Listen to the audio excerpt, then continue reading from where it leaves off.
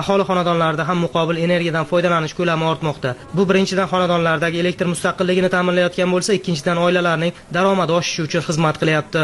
Iste'molchilarni quyosh panellarini o'rnatishga bo'lgan ehtiyojlari, qiziqishlari kundan-kun ortib boryapti.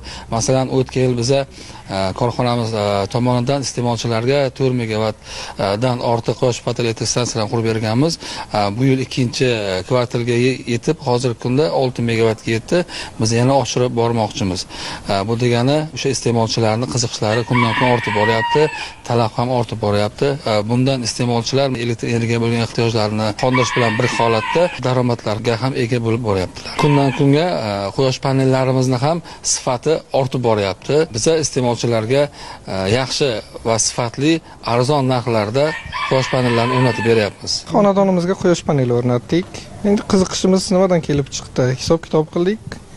O'zini pulini chiqarar ekan, shu qiziqish asosida qo'ydik, o'rnatdik. Hozirgacha ishlayapti. 50 kilovat o'rnatganmiz. Qishda 3,5 ming kilovatdan kam tok chiqarmadi, yozda 5-6 ming kilovat tok beryapti. Uyimizni ta'minotda tokdan umuman muammomiz yo'q.